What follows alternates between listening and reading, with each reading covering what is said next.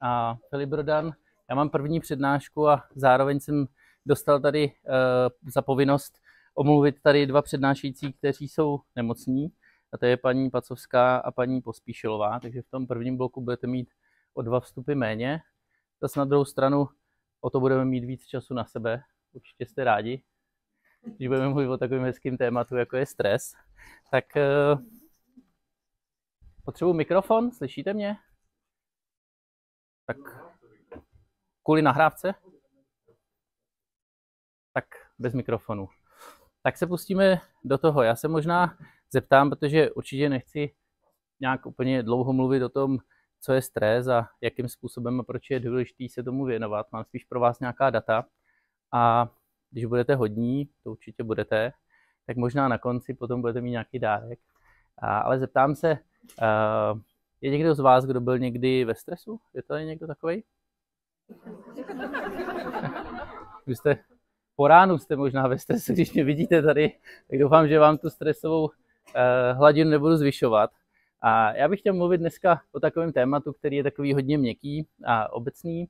A nicméně tím, jak medicína mě naučila, tak my se všechny ty věci snažíme měřit, tak vám přinesu pár takových dat, že se tady tomu tématu mimo jiné věnujeme už relativně dlouhou dobu, kdy právě ať už v komerčních firmách nebo právě ve zdravotnických zařízení dokážeme právě měřit stres a nějaké věci okolo toho, tak se do toho budeme pustit, jestli to bude fungovat. Tak, bude. Tak, první věc, já vám řeknu pár takových věcí, ne úplně o tom nějaký definice na stres, tak to si všechno můžete načíst, nicméně je taková jako velmi zajímavá věc, kterou jsem viděl, nevymyslel jsem to já, ale přijde mi to hrozně zajímavý. A to je to, že celá ta medicína a to naše víceméně ta péče a všechny ty věci, tak se hodně věnují tomu fyzickému tělu. A přirovnal bych to k tomu v té počítačové terminologii dneska, že to je nějaký ten hardware, všichni máme nějaký mobil, nějaký počítače, nějaký stroje prostě a všechny tyhle ty věci. A velmi často si uvědomujeme a chápeme ty limity, které tohleto materiálno a ten hardware způsobuje. Takže když se nám samozřejmě rozbije displej u mobilu nebo u počítače, tak asi každému je jasný, že se s ním bude špatně pracovat. Jestliže vám bude nějaký tlačítko blbnout, tak je jasný, že se s ním bude špatně pracovat. V té medicíně je to velmi podobný. Ona se poslední desítky let, možná i stovky let hodně zaměřuje na to materiální tělo, takže ten náš přístup lékařský je velmi jednoduchý. Vezmeme člověka, hodíme ho do stroje, zjistíme, co mu chybí nebo co je špatně, že? A pak to těma kleštičkama opravíme. A ta technologie je tak daleko, že velmi brzy věříme tomu, že si budeme schopni vypěstovat i třeba nějaký části těla, který nám třeba při nějakým úrazu někde zmizí nebo prostě se poškodí, nebo i nějaký orgány, doufáme, že si vypěstujeme a až tohle to jako zvládneme, tak samozřejmě máme pocit, že budeme fungovat dobře. Nicméně pak je ještě jedna věc, na kterou se dlouho zapomínalo, a to je limit softwarový, který dneska, a vidíte to všude prostě na internetu a všude, že se mluví o tom, že jsou různý hybridní hrozby a dezinformace a různý jako další věci. A to je víceméně ten software, který tohleto všechno řídí. A ta medicína se na tohleto úplně ne jako dlouhodobě nebo dříve nezaměřovala. Takže tím, že jsme se hodně zaměřovali na to materiální tělo, tak jsme tu psychiku, to znamená ten software, který nás řídí, tak jako trošku dali do pozadí. On je samozřejmě spoustu trablů s tím, že se to špatně měří, špatně se s tím pracuje. Nicméně každému z vás je vcelku jasný, že když váš počítač nebo mobil chytí nějaký virus, tak vám stejně tak nebude fungovat, jako když máte rozbitý tlačítka. Jo? Naopak je možná ještě jedna věc na tom horší, a to je, že fyzicky vy nevidíte to poškození, takže ono to jako vypadá, že to je jako hezký, že to funguje a dokonce se to tváří, že to funguje, nicméně to funguje se špatným softwarem, který potom nevede k těm výsledkům, který jsou. A ono samozřejmě, a teď nechci z nás lidí dělat stroje, jakože by to bylo 1:1, ale chtěl jsem jenom ukázat tu paralelu, že z mýho pohledu to psychické zdraví a starost o to je neméně důležitá. A sami určitě máte zkušenosti i se svýma pacientama, i s kolegama, že lidi, kteří, a říkám, ono se to špatně měří, ale jsou takového toho pozitivní nějaký nátury a nějakým způsobem psychicky jsou na tom lépe, taky víte, že to má dopad prostě potom i na to fyzické hojení a tak dále. Takže je to všechno spojené a jedna bez druhého nemůže fungovat. A já bych chtěl dneska mluvit o tom softwarovém limitu a stres je jedna z věcí, která samozřejmě začíná a potom vede nebo může vést dlouhodobý stres k dalším psychickým problémům, který asi každý z vás znáte, není potřeba je popisovat. Z pohledu ekonomiky je velmi zajímavá jedna věc, kterou bych chtěl zmínit, a to je, že když se bavíme o tom, proč třeba investovat do nějakých věcí z pohledu jako toho vůbec se zajímat o stres a tak samozřejmě všichni to jako cítíme, že je to dobré, že se jako chceme cítit líp a asi každý cítí, že to, když jsme ve stresu, tak má dopady nejenom na náš pracovní výkon, ale na rodinu a spoustu jako dalších věcí. Ale to je něco, co je takové hodně obecné. My jsme před časem zadali studii univerzitě a bavili jsme se s nimi o tom, jestli jde kvantifikovat dopad stresu na výkonnost, na produktivitu lidí, tak aby to šlo skutečně změřit, protože ta medicína vás samozřejmě učí jít a ty věci kvantifikovat, měřit nějakým způsobem exaktně, s tím pracovat. Takže jsme připravili studii, což je taková zajímavá věc, kde jsme vzali nějakých, ono to bylo celkem 2251 lidí, což byl reprezentativní vzorek české populace, naskládaný přesně podle pohlaví, věku, vzdělání, profesí, to znamená nějaký vzorek, který reprezentuje populaci. Z těch jsme potom vyselektovali lidi, kteří jsou pracovně aktivní, to je potom tadyhleta část 1418 zaměstnanců a u těch lidí jsme monitorovali jejich životní styl, měřili jsme jim stres, ještě za chvíličku ukážu, jakým způsobem jsme to dělali a budete mít možnost, tak jak jsem říkal, pokud budete hodní, tak vám pak prozradím, kde třeba můžete si něco změřit sami. A udělali jsme studii, která se zaměřovala na to, že jsme si kladli otázku, když jsou lidi ve větším stresu, jaký to má dopad na jejich životní styl, anebo v obráceně jejich životní styl, jak ovlivňuje stresovost. A z té studie ještě možná řeknu ten stres, protože je otázka vůbec, jak měřit stres, protože stres je samozřejmě věc, která je ještě taková triky v jedné věci a to je v tom, že čím víc jsme ve stresu, tím více na to adaptujeme, takže potom to nevidíme a vlastně máme pocit, že to je normální. Takže vlastně potom lidi, kteří jsou ve stresu, tak oni sami si to velmi často ani neuvědomují, protože pro ně se to stane tou normou, takže tělo samozřejmě se adaptuje na tyhle ty věci. A já vždycky rád říkám jednu věc a to je, že když bychom se bavili o dotazníku, tak samozřejmě, když vezmete stres a pak třeba vyhoření, tak kdyby lidi věděli, že vyhoří, tak by samozřejmě nikdy nevyhořili. Jo.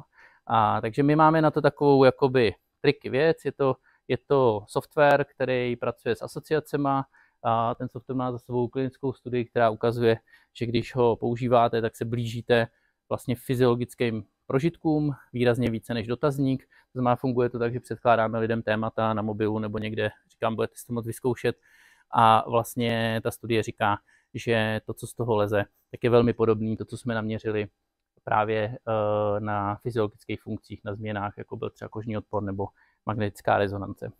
Nicméně to, co je důležité, tak je to, že když jsme vlastně potom tu populaci přeměřili, tak my jsme rozdělili ty lidi normálně podle Gaussového rozdělení na průměrně odolný lidi, nadprůměrně odolný a extrémně odolný z pohledu toho, jak se stresovali a dívali jsme se na to, jaký jsou tam právě ty způsoby jejich chování a s tím bych vás chtěl seznámit, že to možná ukáže pár takových faktorů, které jsou na ten stres víc vázaný a který jsou jako zajímavý. První zajímavé zjištění, který bylo, tak je to, že lidi, kteří jsou odolní na stres, to znamená stresují se méně, tu stresovost vlastně vykazovali méně, tak měli téměř o 5% větší produktivitu. Takže jinými slovy, pokud se naučíme být odolný vůči stresu nebo zvýšíme svoji odolnost, tak zvýšíme svoji výkonnost. To asi dává smysl, ta hypotéza byla taková, ta studie to reálně ověřila, že jde zvýšit vlastně v průměru tu produktivitu o nějakých jakoby 5%. Zajímavý fakt byl ještě ten, že spokojenost těch lidí, a to bylo čistě jenom jejich subjektivní spokojenost na otázce, na kolik procent jste spokojení se svým životem, tak ty lidi, kteří vlastně byli odolnější na stres, tak oni vykazovali obecně o 4,5% bodu větší spokojenost. Takže zjednodušeně průměrná spokojenost lidí byla na 65 a ty lidi, kteří byli odolní na stres, tak říkali, že jsou téměř na 70 spokojení. Takže tady na tom vzorku se ukazuje, že stres jako takovej má i měřitelné dopady jednak na tu produktivitu a jednak na spokojenost. Takže pokud jste někde zaměstnaní, pracujete, tak samozřejmě už tyhle ty fakta říkají, že je důležité se tady té věci věnovat, protože 4,5% nebo 5% nejde vysvětlit nějakou jako statistickou chybou. To, co je potom zajímavé, je, že tyhle ty fakta fungují bez ohledu na pohlaví, to znamená, fungovalo to úplně stejně ten model u mužů a u žen. Nezáleželo, což nás třeba překvapilo, jestli ten člověk je na manažerské pozici nebo není. To znamená, to nemělo na to vliv. Prostě když je odolný ten člověk vůči stresu víc na té výkonné pozici, na té manažerské, tak to fungovalo stejně, ta produktivita se zvýšila. Nezáviselo, což taky nás překvapilo, na způsobu odměňování, protože jsme čekali, že třeba lidi, kteří budou mít nastavený nějaký jako výrazně třeba silnější motivační složky, že třeba budou víc ve stresu a tak to se tam třeba neukázalo. Dokonce ani nezáviselo na tom, jestli lidi měli víc práci z domova nebo méně práci. Vůbec to na to jakoby nemělo vliv. A co nás překvapilo je, že to dokonce nesouviselo ani s tím, jestli lidi pracovali přes časy nebo ne. Takže je to nějaký model, který je opravdu univerzální v tom, že to je na těch faktorech nezávislý. Jediný, na co to mělo vliv, je, tak u lidí, kteří mají vysokoškolské vzdělání nebo s přibývajícím vzděláním, tak ta stresovost hrála důležitější roli. A konkrétně třeba u vysokoškoláků, tak lidi, kteří byli stresově odolní, tak měli produkci větší o 8%. Takže ten rozdíl těch vysokoškolských vzdělaných byl větší. A potom to ještě víc fungovalo v organizacích, které jsou velké, to znamená organizace, kterými jsme definovali 250 zaměstnanců a víc. Takže ve velkých organizacích se dá říct, že když budete zvládat stres lépe, tak budete jakoby mít větší cenu mít pro tu organizaci z pohledu produkce. To jsou nějaké jakoby data, které ukazují na to, proč se vůbec s tím stresem zabývat. Nicméně pro vás bude zajímavější jiná věc, a to je, že z té studie ještě vypadly konkrétní věci, které obecně, a teď říkám, je to na populačním vzorku, zvyšují stres anebo posilují odolnost. Zajímá někoho, co zvyšuje stres? Nebo co posiluje odolnost? Co vás zajímá víc? Tak, půjdeme do toho. Jo? Samozřejmě každý z vás to můžete mít individuálně jinak, to je jasný. Nicméně tohle jsou data, které platí jakoby plošně. Tak, a první věc, tohle jsou konkrétní témata, které vycházejí, že nejvýše zvyšují stres. Jo? My jsme ty lidi tam hodnotili řadu témat a tohle jsou vyselektované témata, které největšímu procentu lidí zvyšují stres. Co je zajímavé, je tohleto, že když se podíváte, tak vždycky tady máte procento a to ukazuje, kolik lidí jako tahle ta věc z pohledu prožitku dostává do extrémního stresu. Jo? Takže první věc, co je jako zajímavé na tomhle tom je to, že když se podíváte, tak vidíte tady slovo krádež, vydírání, zneužívání, podvod, lhaní. A tady nějakých 5 témat, které souvisí s neetikou. No, takže první věc, která je extrémně důležitá, a tenhle model to jednoznačně ukazuje statisticky, je, že to, co extrémně zvyšuje stresovost, je neetické chování. Jo. Jinými slovy, co se z toho dá vypozorovat, je to, že v okamžiku, kdy na pracovištích budete mít byť malou míru neetiky, budou se tam tyhle věci dít, tak to extrémně zvyšuje stresovost. Jo. Proto je extrémně důležitý, pokud se tam některé takovéhle věci budou dít, tak jakoby zarazit hned, protože to má obrovský dopad na to, jak se lidi vlastně cítějí a vidíte, že to má úplně největší impact. Jo. Takže to je jedna věc jako neetika. Pak je tam slovo nemoc, což asi chápeme, že je jasný, že když je člověk nemocný, no tak nemůže, tak je jasný, že to asi nějakou stresovost takový mít bude. A pak jsou tam věci související s, tady vidíte vlastně slovo třeba neúspěch. Zajímavý třeba je, že jsou tam slovo moje chyby, neumím a tak. Takže třeba pro to pracovní prostředí, pokud samozřejmě bude třeba ten manažerský styl toho řízení hodně postavený na kontrole, hledání chyb, trestech v uvozovkách nebo na tomhletom prostě modelu, tak je jednoznačně vidět, že bude extrémně zvyšovat jakoby stresovost. Jo? A zajímavý třeba bylo, když jsme pracovali s lidma, kteří byli neformálníma pečujícíma a pečovali vlastně doma o lidi, tak i z těch rozhovorů s nima a potom i z těch měření, které jsme měli, tak vycházela velmi zajímavá věc a to je, že oni byli v extrémně velkém stresu oproti vám, kteří jako formálně pečujete, znáte to, takže ty příbuzní, kteří pečovali vlastně o lidi doma, tak byli opravdu v extrémním stresu. A když jsme se vlastně dívali na to proč, tak vlastně úplně největší stres pro ně byl strach z jako chyby. Jo? Protože ty lidi samozřejmě měli vazbu na toho člověka, o kterého pečujou, rozhodli se prostě, že chtějí pro něj dělat maximum, ale vlastně podvědomě ty lidi věděli a měli vlastně strach, že udělají něco jako špatného. A to byl model, který extrémní množství lidí jako svazoval a opravdu jakoby působil na ně extrémně stresově. Takže když vlastně se potom ty lidi propojili s lidmi jako jste vy, kteří mají nějaké zkušenosti, tak už jenom to, že ty lidi byli v kontaktu, někdo jim třeba nějakou zkušenost dal, nebo jiným měli možnost, že věděli, že když se něco bude dít, můžou někomu zavolat, tak vlastně výrazně tu stresovost jakoby snižoval. Jo? Takže druhý vlastně jako faktor, který hodně je se stresem, tak se souvisí samozřejmě s těma věcma, chybavejma a tak dále.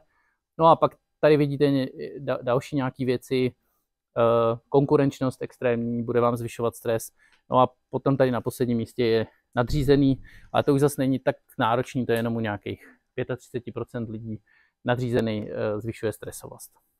Tak to je, co se týká těch faktorů.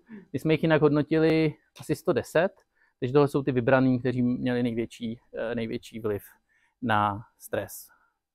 Tak, chcete se někdo na něco zeptat k tomu? To jsou srozumitelný? Jo, máte zkušenost podobnou? Nebo někoho nestresuje třeba neetika a spíš to odměňuje? Jo, pár lidí tam je. Jo, to vidíte tady. Tak, půjdeme teď na to druhý, co vás bude jako zajímat, a to je, co s tím dát do toho pozitivního, protože tohoto asi všichni cítíte. A to jsou ty věci, které snižují stres. Jo? A když se podíváte tady, tohle jsou, na populaci jsou tohleto průřezově vlastně největší satisfaktory nebo věci, které produkují příjemné prožitky, tím vás víceméně zbavují toho stresu. Vidíte, že na prvním místě a teď je to z pohledu zase populace, tak je příroda, úspěch, zdraví, umím, chci a tak dále. Takže tady vidíte vlastně ty pozitivní věci. Jo? A pokud řídíte lidi nebo chcete kolegům pomoct, tak tohle je něco, co jim může jakoby v té věci pomoct. Zase je to model, který je postavený na populaci. Každý z vás může být samozřejmě individuální a ty faktory můžou mít pro každého z vás jinou sílu. Nicméně tohle je vlastně průřezově to, co se dá říct jakoby o populaci. Takže to jsou ty věci, které nejvíc vlastně jakoby zbavují stresu. Jak tohle použít? Velmi jednoduše. Samozřejmě nějaká psychohygiena a práce se sebou, tak asi řada z vás zjistila, že když si chce odpočinout, tak pojde do přírody nebo prostě nějakým způsobem s tím pracuje. Pracovně třeba, co je jako zajímavý je, tak je třeba tohleto. Velmi málo třeba se s tímhletím pracuje. Vy ve své práci uděláte spoustu rutiny. Samozřejmě pro vás už je to jakoby rutina, nicméně málo často si lidi uvědomujou vlastně, že i to, že něco děláte a funguje to, tak je vlastně svým způsobem úspěch. Takže je extrémně důležitý se v tom pracovním prostředí zaměřovat na to, co funguje, umět se pochválit, umět to i odprezentovat, možná i to popsat. Je to vlastně věc, která podvědomě vám bude snižovat jakoby stresovost. Jo? A bohužel v řadě těch kolektivech je to velmi často opačně, že se prostě spíš vždycky řeší to, co nefunguje a opravují se ty chyby, což je samozřejmě fajn, protože tam potom může být nějaký riziko, ale nemělo by to být jediný, co se dělá. Vidím, že se smějete, tak je vám to asi blízký, nebo víte, o čem mluvím. Nicméně, když přijdeme do nějaké organizace a ten model tam pustíme, tak je zajímavý, že velmi často i ten personál je sám překvapený z toho, kolik věcí se tam jako dělá dobře, protože vlastně jim to nikdo neříká, samozřejmě se většinou baví o těch věcech, které se jako dělají špatně. Takže je hrozně důležité o tomhletom jakoby mluvit. A pak ještě tam byla zajímavá jedna věc, a to je, že my jsme od těch lidí nabrali velké množství dat o jejich životním stylu a řešili jsme, které ty věci mají vliv na stresovou odolnost. A ze všech těch faktorů bylo jich asi 20, tak vyšly pouze 3 signifikantní.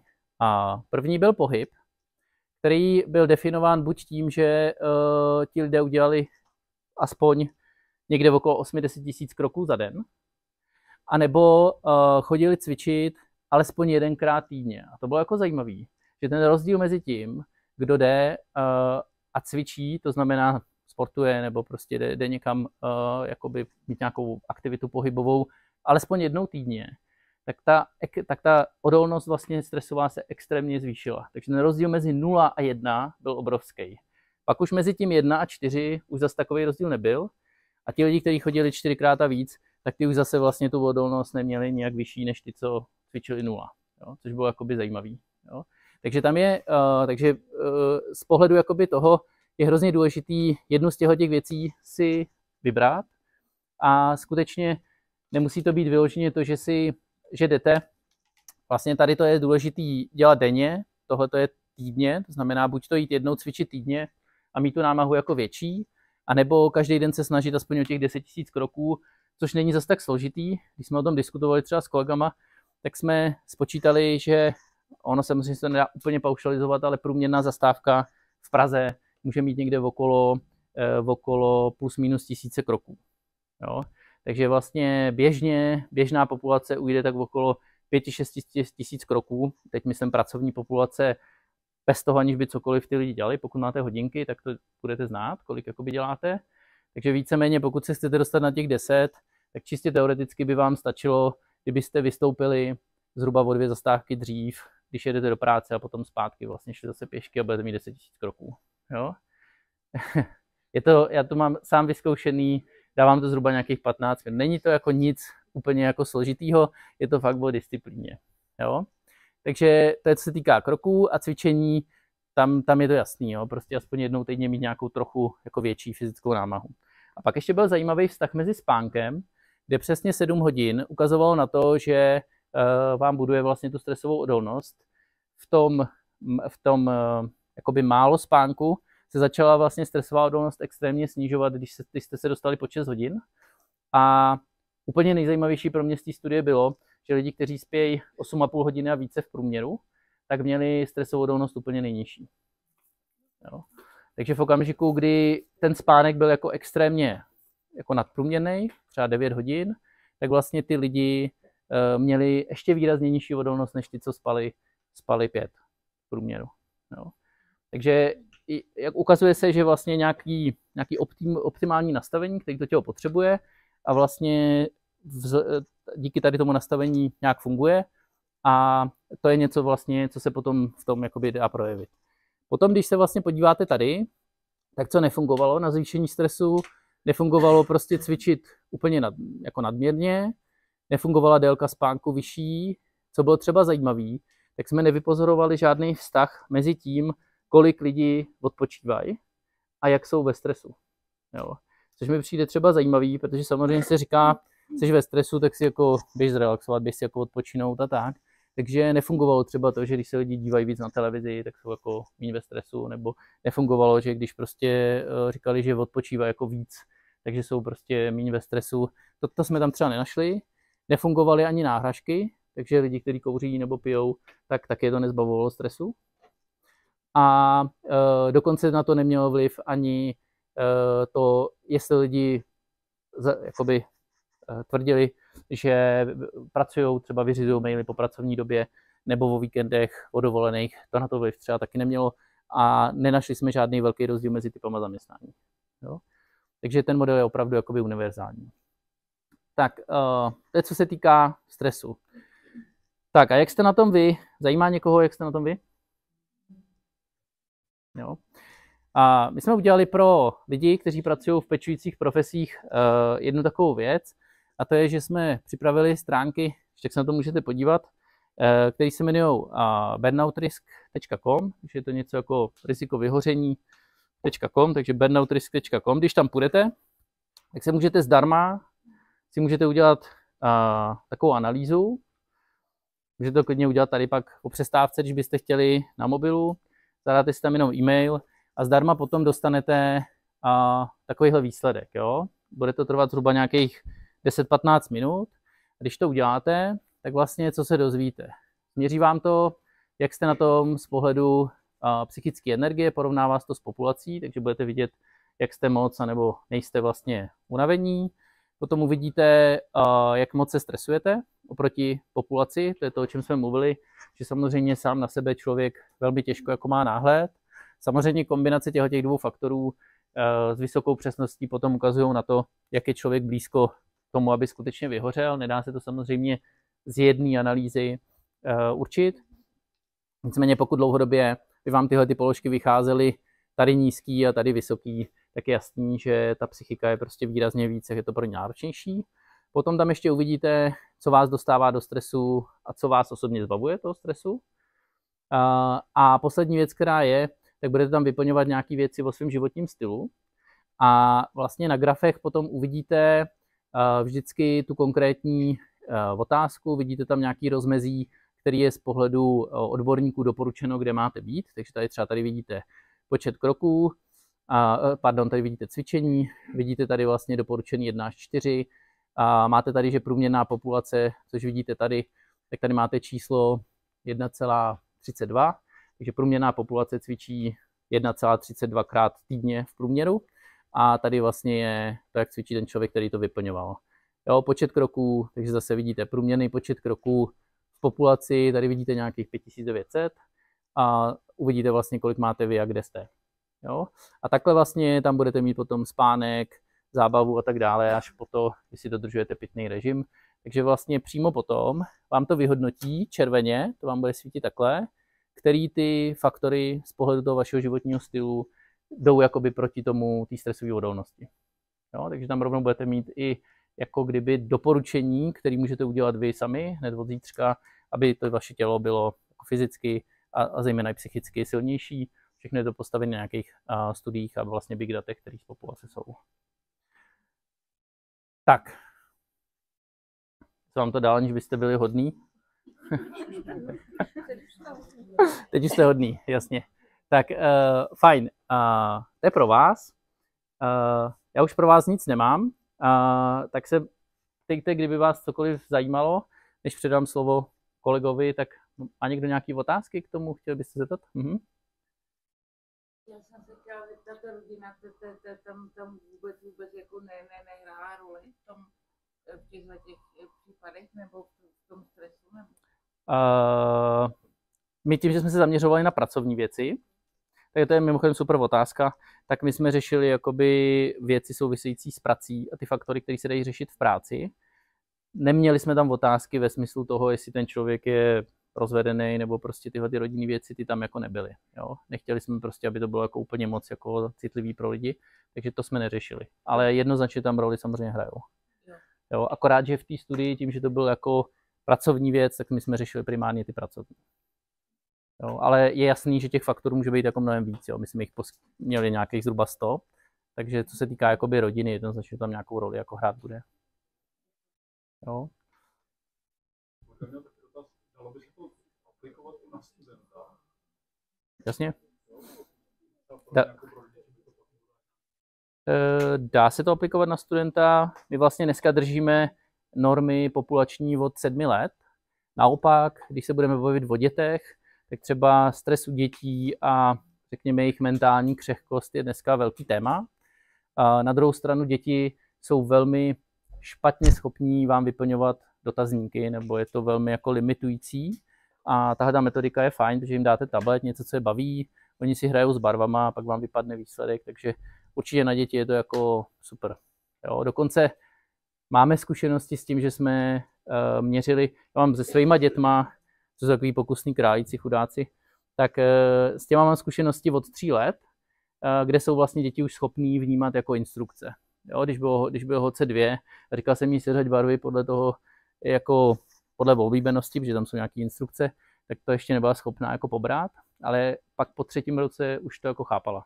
Už byla schopná vlastně to udělat. Neuměla číst, ale byla schopná vlastně, když jsem jí říkal, co tam jako je, tak vlastně odpovídat, takže tam už se to jakoby dá. Jo. A je naopak velmi zajímavý, když se bavíme o dětech, se podívat na toho malého človíčka, který to má vlastně naskládaný v té hlavě úplně stejně jako my. Jo. Má něco, co ho odměňuje, samozřejmě má něco, co ho stresuje, to jako zajímavý se vlastně na to dívat, protože samozřejmě ty děti vždycky přijdou a něco chtějí po nás, že jo, jenomže tím, že nemají tu realizační sílu, a tak když nám se to jako nedaří, že jo, tak je jako odstraníme nebo jim vysvětlíme, jak to má být a oni samozřejmě nemají jako možnosti si to s náma rozdat. A to bylo třeba pro mě to bylo hrozně zajímavý, když jsem jako dělal s dětma a děláme vlastně ve školách a tak to je jako zajímavý, no. Jo. Ještě někdo má nějaký dotaz?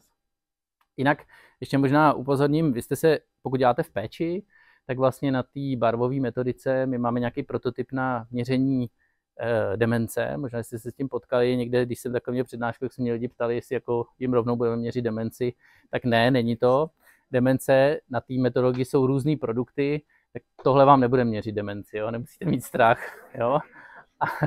Ale kdybyste se někdo s tím potkali, ono to vypadá podobně, nicméně se ptáme na jiné věci, má to jinou normu, je to trošičku jakoby jiná věc, takže ne, nebudete tam mít výsledek demence, ani jako nebudeme vás testovat, jo, na demenci. Je to přímo jako na stres a ty faktory vlastně, o kterých jsem vám mluvil. No. Tak jo. Mám dotaz, proč ta věková kategorie končila u 54, když teď teda naše strana vláda nám umožní pracovat si do 70. Jo, jako já třeba osobně budu mít stres, jestli mi upadne pravá nebo levá endoprotéza, nebo jako jestli se dožiju jako příkladu další práce, tak jako takhle. No co vy, jaký já budu mít stres? No, jo, to, no. Já nevím, jestli já vůbec budu někdy do důchodu, ale to je, my jsme vlastně, když se designují ty věci, tak vy vlastně vždycky potřebujete nějakou jako reprezentativní populaci, takže se bavíte vlastně s výzkumníkama, jakým způsobem to udělat. A co se týká toho, tak tam prostě oni dali nějakou jako stopku, se podívám ještě přesně, kdy jste si všimla, dobře, já se přiznám, že jsem to ani neřešil, jasně. Takže oni tam dali jakoby stopku vlastně toho, že se reprezentativně to dalo asi nazbírat. Ty starší lidi, tak už asi část z nich nepracovala nebo byla v důchodu, takže oni potřebovali jako v úzovkách čistý vzorek, tak to jako vyselektovali, no, jasně. Přemýšlete, co se dožijete, jako. Aha. To si myslím, jako, že teď jako hodně jako běží jako lidem hlavou. Tak to je možná dobrý téma pro nás. Možná, že bychom mohli udělat nějaký téma jako lidi 55 plus. Ofikoste fosílie, ale prostě budete pracovat do 80, protože naše vláda všechno utratila. Jo, to si budem... To je strašný. Souhlasím s vámi. Bohužel. No.